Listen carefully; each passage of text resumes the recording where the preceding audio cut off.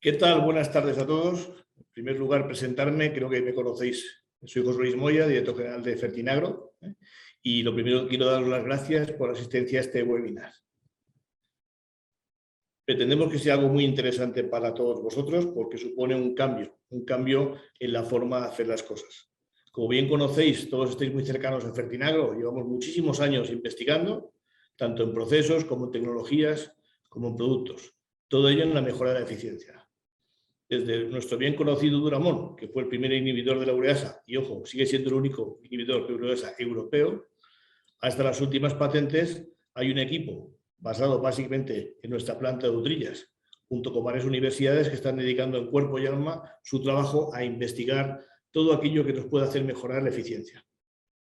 La futura legislación, el medio ambiente, son diferentes temas que nos tienen que llevar a que cada día consumamos menos materias primas de las no renovables y aprovechar más las que tenemos. Y a su vez, reducir un 25% de fertilizantes. Si bien hasta ahora la vía de todas estas soluciones siempre había sido la vía de la química, ¿vale? La realidad es que el mundo está cambiando y cada día más la vía que nos vamos a encontrar, todos los que estamos en el sector, va a ser una vía más de la biología.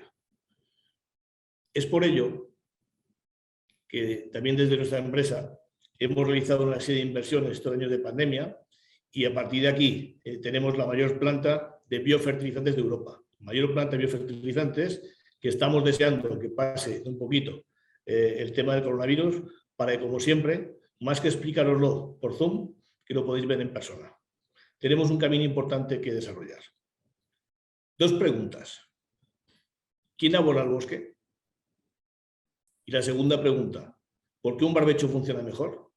Creo que son dos obviedades claras de que algo más que química hay en los suelos y que a partir de aquí gran parte de los microorganismos son los que se pueden encargar de realizar este tipo de labor.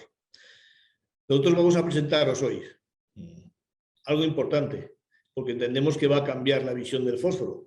Y lo más importante, estamos orgullosos, que como bien sabéis, creo que os hemos hecho partícipes, hemos tenido la oportunidad de presentar a concurso nuestra patente, concretamente en Estados Unidos, donde entendemos que el nivel de fósforo es uno de los mayores consumidores mundiales y son altamente exigentes, y desde el organismo más representativo de la agricultura a nivel mundial, que es el Departamento de Agricultura de Estados Unidos, como bien sabéis, el que le pone el precio a nuestra cebada, el que nos dice qué va a pasar con los cereales, el que nos marca las tendencias, ha reconocido la patente como de uso inmediato, haciéndola premiada y haciendo de que sí, la nueva vía de aportar fósforo a los suelos sea la vía que está aprovechando y lanzando Fertinagro. Es por esto que este proceso y este producto se denomina NovoPhos, un nuevo fósforo, una nueva manera de acercarnos a la agricultura y una manera mucho más sostenible para ello. Dentro de NovoPhos, también deciros que los productos que lleven NovoPhos, además de ser altamente eficientes para los cultivos, estamos además reduciendo aproximadamente entre un 25 y un 30% de las emisiones de CO2. Esto que os puede sonar lejano a algunos, os garantizo que en no más de 2 años los productos también se venderán, además de sus especificidades, por el contenido y por el consumo que pueden tener de CO2. Y esa es un poco la realidad. Bueno, tampoco quiero hacerle un poco más extensivo esta bienvenida. De verdad que es una alegría poderos ver. Y lo que sí quiero presentaros, por favor, en este caso es a uno de los doctores, de los 20 que están trabajando directamente en la plantilla de Fertinagro, concretamente Ignasi Salaet. Ignasi lleva trabajando más de 10 años con nosotros, es doctor en biología molecular y lleva desarrollando con nosotros diferentes tecnologías, entre ellos la inicial que llamamos PLB, que es la que ha desembocado en todo el desarrollo de NovoPhos. En el tema del fósforo, bien sabéis que en fertilizantes a veces hay historias del pasado, historias de la química, ¿no? De lo que verdaderamente importa, etcétera, etcétera. No hace falta que siga la frase. Realmente, todo lo que damos por hecho es porque ya pasó. Esta es una frase del primer investigador que estuvo trabajando imágenes de micrografía, que se llama Robert Hooke, en 1675. Hoy queremos lanzarlos al futuro y queremos lanzarlos de nuestra mano. Así que, sin más, bienvenidos. Muchas gracias, Ignasi. Cuando te venga bien, damos paso a la presentación. Muy bien. Muchas gracias, José Luis. Vale, yo voy a pasar a compartir la pantalla directamente. A ver, ¿de qué vamos a hablar hoy? Hoy vamos a hablar de un fósforo de nueva generación. ¿vale? Una nueva tecnología y un nuevo enfoque para lo que son los fertilizantes del fósforo. Pero para poder entender correctamente cómo se ha desarrollado y cómo funciona la tecnología, lo primero es un poquito volver sobre las bases de qué sucede con el fósforo en el suelo, ¿vale? Esto seguro que, vamos, estoy convencido que muchísimos ya lo conocéis. Sabéis que los fósforos precisamente son elementos muy insolubles, tanto en suelos ácidos como en suelos alcalinos, ¿vale? En suelos ácidos lo que tenemos es una inmovilización con hierro y con aluminio, mientras que en los suelos alcalinos lo que tenemos es una inmovilización con calcio, ¿vale? Esto, dicho así de esta forma, es un poco abstracto, ¿no? Porque ¿qué es un suelo ácido y qué es un suelo alcalino? Bueno, yo he puesto aquí un poco una distribución de cómo se nos puede inmovilizar el fósforo en determinados suelos dependiendo del pH de dicho suelo. Fijaros cómo en suelos por debajo de pH 5,5 lo que tenemos es eminentemente una unión de ese fósforo a hidróxidos de hierro y aluminio, ¿vale? Entre pH de 5,5 y 7 es la zona probablemente donde tenemos más acceso, donde los cultivos tienen más acceso al fósforo, porque es donde está el fósforo más accesible, relativamente disponible para los cultivos. Y finalmente, como conocéis, en los suelos alcalinos, ¿de acuerdo? Pues el fósforo está eminentemente inmovilizado con calcio, ¿vale? Pero no es solo importante entender cómo está ese fósforo en un suelo concreto, ¿vale? Porque pensar que lo que hacemos nosotros es aplicar un fósforo como fertilizante. Con lo cual hay otra cuestión que también es muy importante y es cuánto tarda un fósforo que aplicamos a un suelo a llegar a este equilibrio, ¿de acuerdo? Porque evidentemente el final del fósforo que apliquemos va a ser lo que estáis viendo vos ahora en la pantalla, pero la velocidad a la que llegamos a este equilibrio también es muy importante, porque siempre hemos estado hablando de fósforos solubles, ¿vale? Y lo que tenemos que entender es que esos fósforos solubles aplicados al suelo realmente tienen una vida bastante corta. Entonces, como ejemplo, lo que os hemos preparado es un vídeo para que veáis, un vídeo muy cortito que os iré comentando, ¿vale? Para que veáis qué sucede cuando nosotros ponemos un fósforo determinado como si fuera en un suelo alcalino. Esto tiene también una extrapolación como si fueran suelos ácidos, ¿vale? Para romper un poquito ese mito del fósforo soluble, que luego veremos y pondremos en situación para entender por qué funciona, ¿vale? ¿En qué consiste la prueba? Es muy sencillita. Fijaros, cogemos un poco de agua y añadimos un fósforo que todos conocemos que es un fósforo soluble, que es el MAP, el fosfato monoamónico, ¿vale? Si os fijáis, cuando aplicamos el MAP dentro de un poquito de agua se disuelve, vamos, perfectísimamente, ¿vale? Esto lo conocéis todos porque muchos fertilizantes cristalinos pues son en base a MAP y ya sabéis que funciona. Fijaros que el siguiente paso va a ser añadir el calcio, ¿de acuerdo? Cuando dentro de este vasito ponemos el calcio, fijaros que no se produce una precipitación inmediata, ¿vale? En realidad el fósforo sigue soluble, aunque esté con calcio. Y eso se debe a el pH de la disolución. Fijaros que ahora ponemos el pHímetro y el pH nos marca 4,1 más o menos, ¿vale? Ahora veremos una ampliación, pero este no es el pH de los suelos, ¿vale? De los suelos donde hay calcio. Con lo cual, lo que vamos a hacer es intentar imitar la situación de un suelo alcalino y para eso lo que hacemos es basificar la solución. Fijaros a qué velocidad, ¿vale? Cuando va subiendo el pH, esa solución que era tan cristalina, ¿vale? Se va transformando en una solución turbia. Lo único que está sucediendo en este momento es que todo ese fósforo soluble que nosotros hemos aplicado inicialmente pasa a ser un fósforo totalmente insoluble, ¿de acuerdo? Esto lo hemos hecho en suelos, o para imitar lo que sería una situación en suelos alcalinos, pero en suelos ácidos tendríamos una situación relativamente similar, incluso peor, ¿vale? Porque en suelos ácidos la inmovilización del fósforo es incluso más fuerte. Es incluso más fuerte porque no se une solo por precipitación, sino por absorción a los hidróxidos. Fijaros la velocidad a la que precipita, ¿vale? Esto es en tiempo avanzado, a la velocidad a la que precipita ese fósforo que inicialmente nosotros hemos puesto soluble. ¿De acuerdo? Con lo cual, eso nos indica un poquito la vida media que va a tener un fósforo soluble cuando nosotros lo aportemos a un suelo. ¿De acuerdo?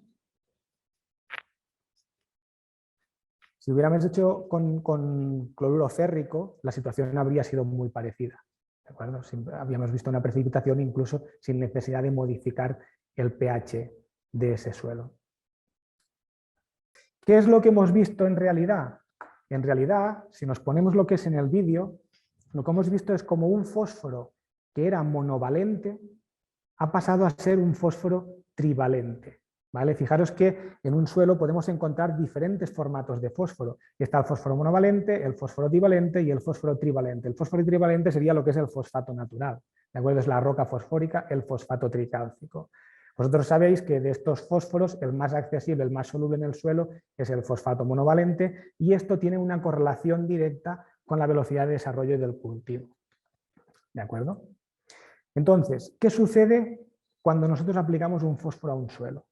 ¿Vale? Pues nosotros lo aplicamos como fósforo monovalente, que es lo que hemos visto en el vídeo, que es un fósforo 100% soluble. Si hacemos una extrapolación sería, ¿vale? Para lo que sería dentro de un fertilizante, lo que sería el fósforo soluble al agua, ¿de acuerdo? Pero en el momento en que este fósforo se encuentra con la situación que nosotros hemos puesto en esa solución, es decir, en presencia de calcio y a un pH un poco más alto, rápidamente ese fósforo pasa a un fósforo divalente y ya pasa a ser insoluble en la solución del suelo, ¿vale? Ese fósforo divalente, por lo menos, tiene una ventaja y es que es removilizable por las raíces.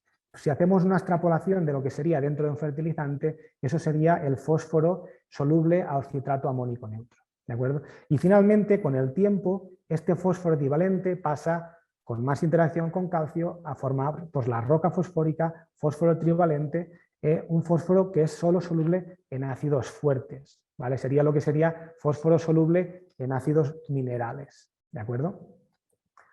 Entonces, tenemos lo que es la primera parte, que es cómo se comporta el fósforo. ¿Qué sucede con el fósforo cuando nosotros, aunque sea un fósforo soluble? ¿Vale? Pero tenemos que ver otras cosas relevantes para después poner lo que son las tecnologías del fertilizante en situación. La segunda cuestión que nos tenemos que preguntar es cuánto fósforo consume un cultivo y más que cuánto fósforo, ¿cuándo? ¿Vale? Fijaros, yo aquí os he puesto una cinética de acumulación de fósforo. Esto es un maíz, ¿de acuerdo? Fijaros que hay dos momentos en que el cultivo acumula rápidamente fósforo. Uno es durante el momento vegetativo, que sería esta zona de aquí, y otro es cuando se genera el grano. ¿Vale? La parte grano de la planta sería lo amarillo, fijaros cómo se acumula rápidamente fósforo. Y aquí es donde vemos la primera cosa que nos tiene que llamar la atención, ¿de acuerdo? Fijaros que nosotros siempre hablamos de aplicar un fósforo soluble y generalmente es un fósforo que se aplica en fondo, cuando aún no hay cultivo, ¿de acuerdo? O en el momento de la siembra, si es un micro. Pero fijaros la cantidad de fósforo que se absorbe al principio, es casi irrelevante. ¿Vale? ¿Por qué aplicamos entonces un fósforo soluble al principio si la máxima absorción de fósforo se da en estadios posteriores que sabemos a ciencia cierta que ese fósforo soluble que hemos puesto ya no estará soluble? ¿Vale? Eso tiene que tener una explicación, básicamente porque nosotros hacemos este manejo y vemos que tiene un impacto en la nascencia del cultivo, ¿de acuerdo? Pero eso lo veremos, la situación del por qué lo veremos luego. Otra cosa que tenemos que valorar es cuáles son los síntomas de deficiencia de fósforo, ¿vale? Porque no es fácil detectar una deficiencia de fósforo. Fijaros, aquí yo he puesto unos cuantos. Por ejemplo, hojas de color verde oscuro. Bueno, pues en un cereal, hojas de color verde oscuro no es ningún mal síntoma, ¿de acuerdo? O crecimiento de la raíz, o sea, mucho crecimiento de raíz en proporción a lo que sería el tallo de la planta. Pues a quién no le gusta tener mucha raíz, ¿de acuerdo? Un retraso en el desarrollo de la planta. Bueno, eso se puede asignar al fósforo y a muchísimos nutrientes, ¿de acuerdo? Sensibilidad a plagas. ¿Qué os quiero decir con todo esto? Al final, los síntomas de deficiencia de fósforo son síntomas que son bastante inespecíficos, ¿de acuerdo? Es muy difícil diagnosticar un déficit de fósforo, a no ser que sea un déficit galopante, que entonces podemos tener realmente tinción de las hojas, ¿vale? Pero es muy difícil de valorar si una planta tiene déficit de fósforo o no. ¿Dónde sabemos seguro que lo vamos a ver? Que vamos a tener menor cosecha, ¿vale? Eso sí es un síntoma de déficit de fósforo, ¿de acuerdo? Claro, el último punto que nos falta para valorar todo lo que hemos visto es cómo Un cultivo hace para movilizar fósforo. Nosotros hemos visto, así a grandes trechos, qué le sucede al fósforo en el suelo, está eminentemente inmovilizado.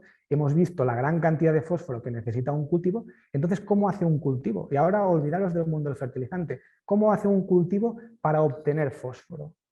Pues solo le queda una, que es invertir. El cultivo tiene que invertir en el suelo, tiene que hacer algo a ese suelo para tener un retorno. ¿Vale? Y ese retorno será, una de las cosas del retorno van a ser pues, la aportación de fósforo. ¿Y qué consigue o qué pretende el cultivo mediante esta inversión? Pues evidentemente, si os acordáis de los tres tipos de fósforo que hemos visto, lo que pretende es transformar este fósforo divalente o trivalente en fósforo monovalente. ¿De acuerdo? Y esta es la forma que un cultivo, que cualquier planta, tiene para conseguir fósforo. Tiene que invertir en ese suelo para conseguir un retorno que va a ser ese fósforo. ¿Vale? Y aquí yo os abro una pregunta, que es ¿cuánto fósforo creéis o cuánta inversión creéis que puede hacer una plantita de este tamaño? ¿Vale? La respuesta es muy fácil. Lo que puede invertir es nada. ¿De acuerdo? Una planta en nascencia no tiene suficiente biomasa para generar exudación radicular suficiente como para movilizar fósforo. Y de ahí el manejo que se hace actualmente del fósforo. ¿De acuerdo? Por eso el fósforo se aplica soluble al principio, porque la planta no necesita mucho. Pero es absolutamente dependiente del fósforo soluble que en ese momento en el suelo, porque no tiene capacidad de inversión, no tiene capacidad para movilizar ese fósforo. ¿Vale? Por eso, cuando nosotros aportamos fósforo soluble al principio del cultivo, el cultivo lo agradece. ¿Vale? Porque aunque necesita poco, es imprescindible y él no puede invertir para conseguirlo.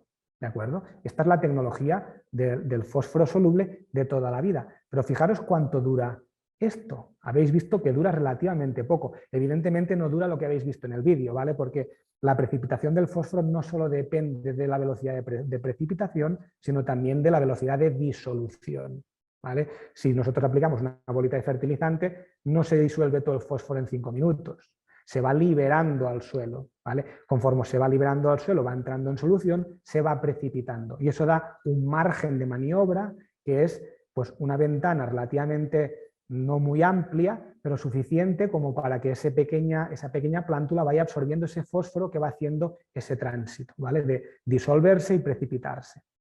Claro, pero ¿os habéis planteado qué pasa con el resto del cultivo? Nos queda mucha tela por cortar. Fijaros que el 98% del fósforo que va a requerir el cultivo está aún por absorber y ya lo tenemos en el suelo, en un formato no soluble. ¿Vale?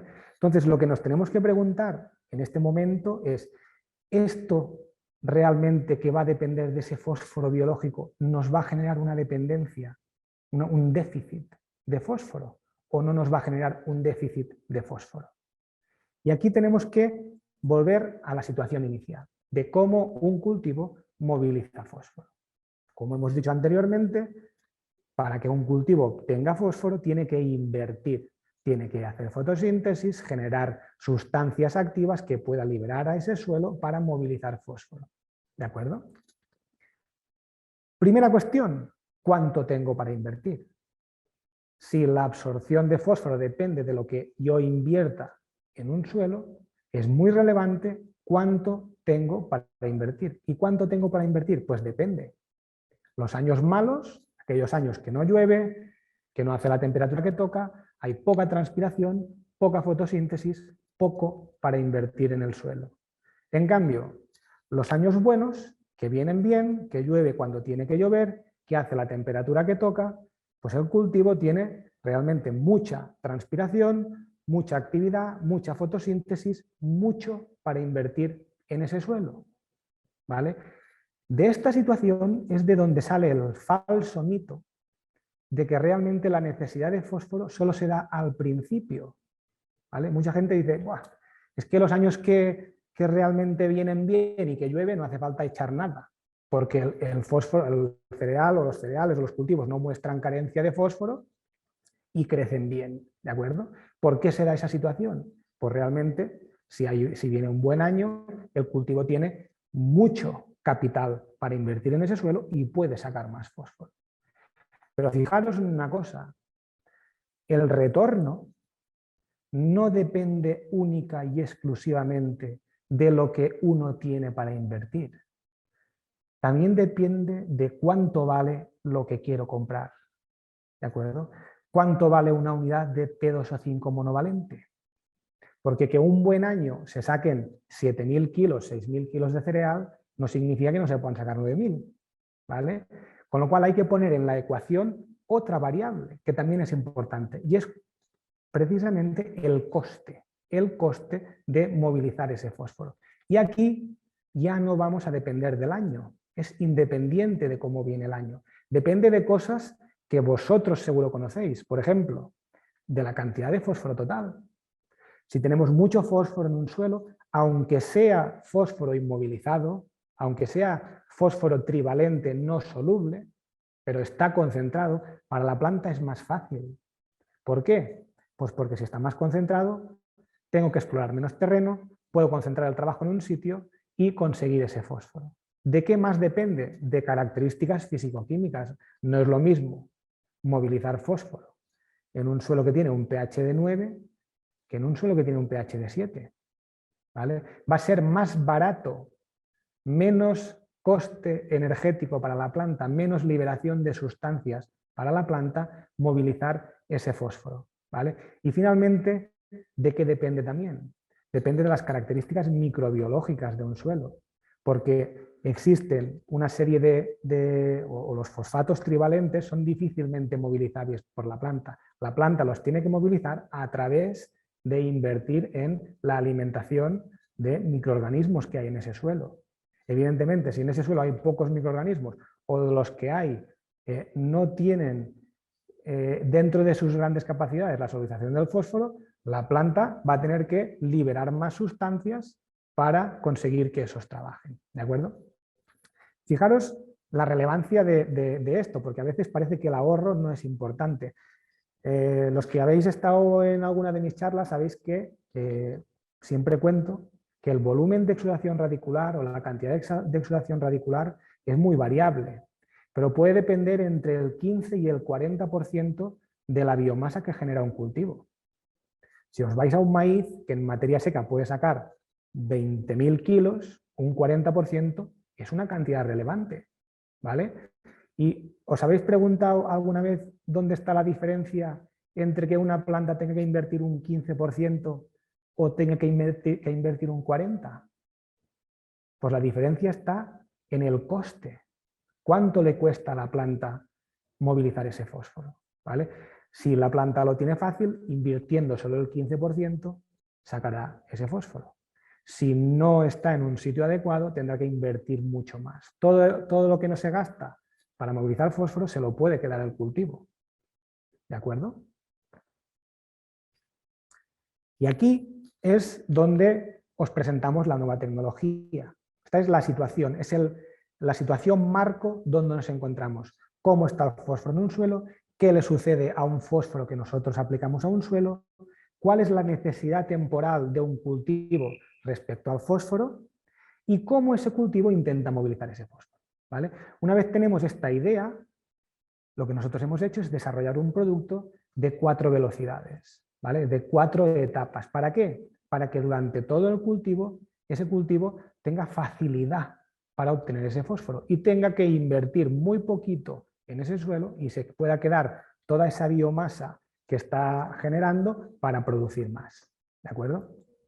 La primera tecnología, o sea, el primer fósforo que va a llevar el producto es evidente, es ese fósforo soluble, ¿vale? El fósforo clásico de toda la vida que va a necesitar ese cultivo inicial que no tiene capacidad de inversión, ¿de acuerdo? Y le tenemos que subvencionar ese fósforo, le tenemos que dar ese fósforo para que crezca con más fuerza, ¿vale?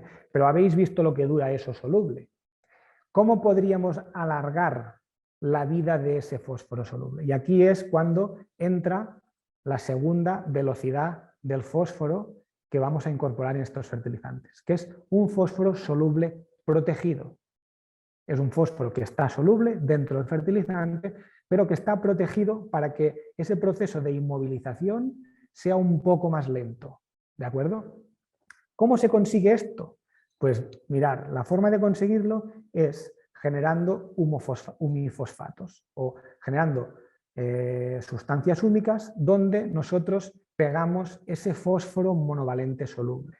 Sabéis que las sustancias húmicas tienen cargas negativas. Sabéis que los fosfatos están cargados negativamente, ¿vale? Con lo cual, para generar esas sustancias, lo único que podemos hacer es hacer una interposición catiónica. Vamos a poner un ion positivo entre lo que es el fósforo negativo y los humatos o los ácidos húmicos negativos, de tal forma que forman un complejo, ¿vale? Y la pregunta es, ¿y por qué esto protege al fósforo de la retrogradación? ¿Vale? Para responder esta pregunta solo tenemos que pensar en la descripción de lo que es un ácido húmico activo. Sabéis que una de las principales características de los ácidos húmicos es su capacidad de intercambio catiónico. ¿Y eso al final qué significa? Significa que tiene mucha capacidad para coger cationes positivos. No olvidéis que el calcio, el hierro y el aluminio son cationes positivos. Con lo cual, en el momento en que nosotros ponemos esto en el suelo, ¿de acuerdo?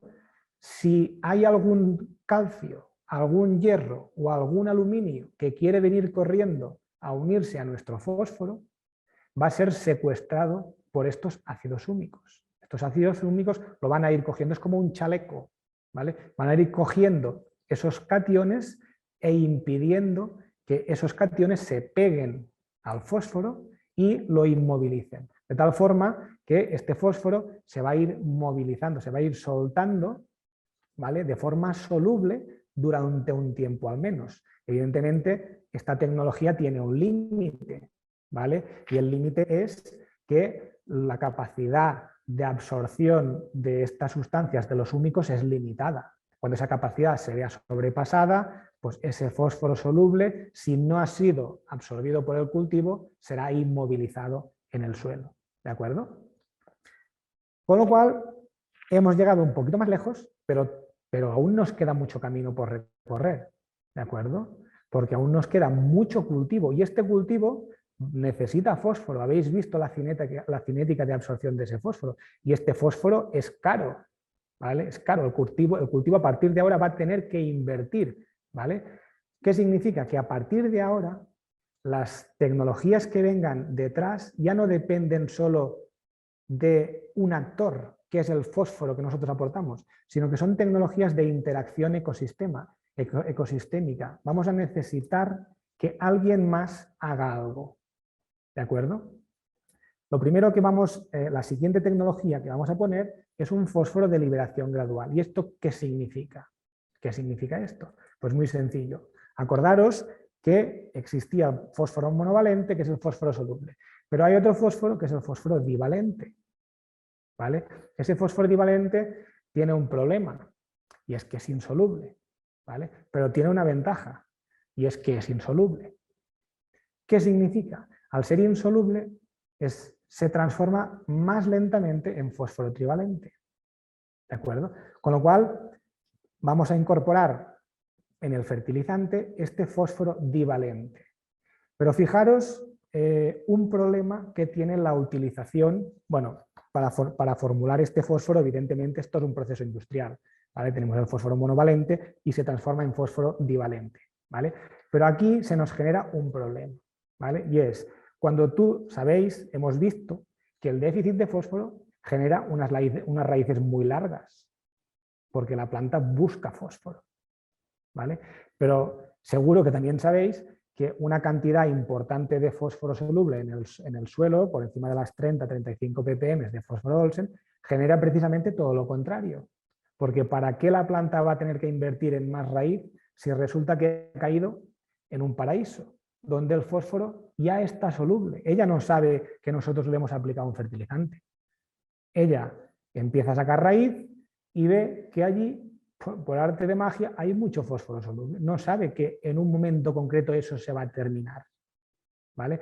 El problema es que en el momento en que eso se termina, La planta no ha invertido en la generación de raíz, ¿vale? Nos queda la raíz corta, con lo cual, si nosotros le ponemos aquí un fósforo, que es un fósforo divalente, que es movilizable por los exudados radiculares de la planta, pero la planta no ha invertido en la generación de raíz, pues ahora esa planta tendrá que primero invertir en la generación de raíz y después movilizar el fósforo. Y tiene un problema, y es que ahora tiene que generar masa radicular, pero ahora el fósforo ya no es gratis. No es lo mismo generar esa masa radicular cuando tienes el fósforo gratis que ahora, ¿vale? ¿Cómo se solventa esta situación? Precisamente con el aporte de estos húmicos dentro del producto. ¿Por qué? Porque los ácidos húmicos, y esto seguro que lo conocéis todos, ¿vale?, tienen otra capacidad, además de la capacidad de intercambio catiónico, que es la capacidad de estimulación radicular, ¿vale? Con lo cual, estos ácidos húmicos que entran desde el principio porque van en el producto, lo que le están diciendo a la planta es saca raíz, saca raíz, saca raíz. ¿De acuerdo? Aunque tengas fósforo, la obligan a sacar raíz, ¿vale? Y después, además, como son estimulantes radiculares, potencian el sacar más exudados. ¿De acuerdo? Con lo cual estamos facilitando a la planta desde dos puntos de vista. Primero le ponemos un fósforo que es movilizable por ella mediante la liberación de ácidos, como puede ser el ácido cítrico, ¿vale? Pero además le hemos obligado a sacar raíz para que en el momento en que se quede sin fósforo pueda invertir fuerte y no tener ahí un momento de parón, ¿vale?, en el que tiene que invertir en la generación precisamente de esa raíz para poder movilizar ese fósforo que nosotros le hemos puesto. ¿De acuerdo? Evidentemente, ¿qué conseguimos con esta tecnología? Que a la planta le salga más barato. Le salga más barato movilizar fósforo, ¿vale? Porque si no le ponemos este fósforo divalente y no la pretratamos para que genere raíz, ¿vale?, al final luego tendrá que invertir en raíz y tendrá que movilizar fósforo a través de microorganismos, que no es que sea una mala situación, pero es más caro que movilizar fósforo directamente, porque cuando tú das de comer a un bicho para que te ayude, ese bicho te ayuda, pero también tiene que vivir, ¿vale? Con lo cual es más caro. ¿De acuerdo? Bajamos el precio, pero evidentemente esta tecnología también tiene un límite, porque estamos hablando de un fósforo divalente que, aunque sea más despacio, se va a transformar en fósforo trivalente, ¿vale? Parte va a ser absorbido por el cultivo, parte se va a formar fósforo trivalente o fósforo natural. Y además en un momento en que aún queda bastante cultivo por delante. Con lo cual tenemos que incorporar aquí una última tecnología, ¿vale?, que es el fósforo de solubilización microbiológica. ¿En qué consiste esto? Pues fijaros, dentro del producto vamos a poner fosfato natural y además vamos a poner un booster. Un booster son una serie de sustancias que lo que van a hacer es atraer microorganismos con capacidad de disolver fósforo, ¿vale? Y volvemos a lo que estábamos hablando antes. ¿Vosotros creéis que una planta a la que le servimos fósforo soluble va a invertir esfuerzo en atraer microorganismos? ¿Para qué? Si ya tiene el fósforo, ¿de acuerdo? O una planta que se puede movilizar su propio fósforo porque está un fósforo bicálcico y lo puede movilizar con ácidos producidos por ella, ¿va a atraer microorganismos? ¿Para qué? Si ya puede movilizar eso, ¿vale? ¿Qué sucede? Otra vez nos encontramos en un momento en que la planta tiene que empezar a reclutar microorganismos específicamente que solubilizan fósforo, ¿vale? Y esto pensar que es muy importante porque, fijaros, si hay, vamos a hacer números redondos, 100 microorganismos en la rizosfera y 10 saben solubilizar fósforo, tienes que alimentar 100 porque la planta cuando emite, pues al final comen todos los que hay allí, ¿vale? Alimentas 100 para que 10 te solubilicen fósforo. Pero si en vez de 10 que solubilizan fósforo, tú tienes 60 de esos 100 que hay, ¿qué significa? Que invirtiendo mucho menos vas a tener el mismo fósforo, porque tienes muchos más microorganismos que solo por el hecho de consumir te van a movilizar fósforo, ¿vale? Claro, esto parece, bueno, pues teóricamente es muy bonito, pero ¿y esto? ¿Esto de dónde sale? ¿Vale? Porque Nosotros podemos decir que ponemos aquí una sustancia que atrae esos microorganismos. Pues bueno, esto viene de un desarrollo donde nosotros valoramos, cogemos diferentes especies, ¿vale? Las ponemos en déficit de fósforo y vemos qué es lo que emiten por las raíces, ¿de acuerdo? Las plantas no emiten siempre lo mismo. Depende de las necesidades que tienen, pues incrementan la emisión de determinadas sustancias, ¿vale? Y depende de las necesidades que tienen, pues reprimen unas estimulan otras. Entonces nosotros a través de diferentes pruebas con diferentes cultivos hemos hecho estas pruebas en el laboratorio, en invernaderos, hemos visto cómo se modifican esas sustancias y esto es la información que hemos utilizado para generar este booster o este atrayente de microorganismos que solubilizan fósforo. ¿De acuerdo? Y es lo que hemos puesto en ese fertilizante. ¿De acuerdo? De tal forma que ahora ya tenemos cubierto todo el ciclo.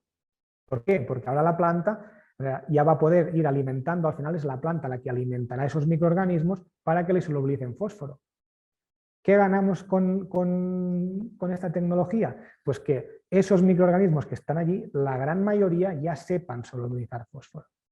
¿De acuerdo? Que no solo unos poquitos sepan solubilizar fósforo y la planta tenga que invertir mucho para alimentar a muchos que realmente no le están haciendo nada. ¿Vale? Tenéis que saber que esta tecnología NovoPhos es una tecnología que ha sido premiada por el Departamento de Agricultura de Estados Unidos, ¿vale? Y por la Agencia de Protección Medioambiental. Entonces, al final, y como resumen, lo que tenemos es que está la fertilización tradicional, donde nosotros aportamos un fósforo soluble para mitigar ese momento inicial en el que el cultivo no puede movilizar su propio fósforo y después dejamos el cultivo a su libre albedrío para que él se consiga o se movilice el fósforo a partir de este momento. Y después tenemos esta tecnología NovoPhos, ¿vale? De 4 velocidades, donde aportamos el fósforo en diferentes formatos y teniendo en cuenta diferentes situaciones que se van a generar para que el cultivo esté permanentemente en disposición de obtener el fósforo de la forma más barata para él y más eficiente posible, ¿vale? De esta forma se puede ahorrar muchísima energía y generar mucha más biomasa. ¿De acuerdo? Pues bueno, pues muchas gracias por vuestra atención y José Luis. Sí. Pues muchas gracias, Ignasi, por la explicación, ¿vale? Lo primero, volveros a agradecer la asistencia. Veo que hemos sido cerca de 180 personas en este webinar. Deciros, tampoco queremos quitar mucho más tiempo a todos vosotros. Nuestros técnicos, nuestras fábricas, nuestros equipos, todo el departamento de investigación, simplemente decir que están a vuestra entera disposición, que contamos con todos vosotros, como hasta ahora, del pasado para el presente y sobre todo para el futuro, que vamos a seguir invirtiendo para hacer una agricultura cada día más sostenible y, por supuesto, cada día fertilizantes mucho más eficientes para que sean capaces de aceptar todos los nuevos retos que nos vienen. Quiero destacar también esta patente de NovoPhos, es una patente realizada por Fertinagro, ¿vale? Como sabéis, OCP es un socio de Fertinagro, el 20% de nuestra compañía forma parte de ellos, y como bien sabéis, OCP es el mayor productor de fosfato del mundo. Esta es una tecnología que está tan interesada a OCP que nos ha pedido compartirla con ellos para hacer desarrollo ya no solamente en España, sino a nivel internacional.